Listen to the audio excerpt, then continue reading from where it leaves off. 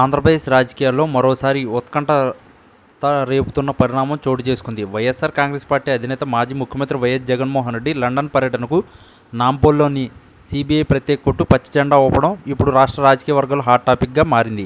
తన కుమార్తెతో గడపడానికి వ్యక్తిగత కారణాలతో విదేశాలకు వెళ్లేందుకు అనుమతి కోరుతూ జగన్ దాఖలు చేసిన పిటిషన్పై న్యాయస్థానం సానుకూలంగా స్పందించడం గమనార్హం. గత కొంతకాలంగా రాష్ట్రంలో రాజకీయ సమీకరణలు వేగంగా మారుతున్న తరుణంలో, ముఖ్యంగా కూటమి ప్రభుత్వం అధికారంలో ఉన్న వేళ జగన్ విదేశీ పర్యటనకు లైన్ క్లియర్ కావడం చంద్రబాబు నాయుడు నేతృత్వంలోని ప్రభుత్వానికి ఒక రకమైన రాజకీయ విస్మయమేనని విశ్లేషకులు భావిస్తున్నారు. జగన్ పర్యటనకు సంబంధించి సిబిఐ కోర్టు కొన్ని కఠినమైన షరతులను విధించినప్పటికీ ప్రయాణానికి అనుమతి లభించడం వైకాపా శ్రేణుల్లో ఉత్సాహాన్ని నింపుతుంది.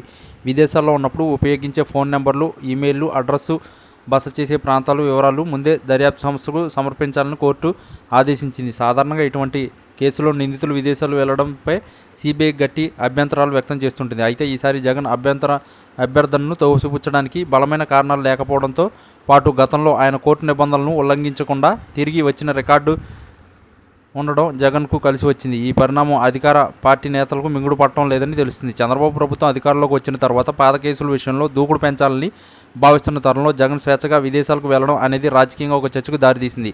జగన్ లండన్ పర్యటన వెనుక కేవలం కుటుంబం కారణాలే ఉన్నాయా, లేక మరేదైనా వ్యూహాత్మక అడుగు ఉన్నాయా అనే అనుమానాలు తెలుగుదేశం పార్టీ నేతల్లో వ్యక్తం చేస్తున్నారు. గతంలో జగన్ లండన్ వెళ్ళినప్పుడు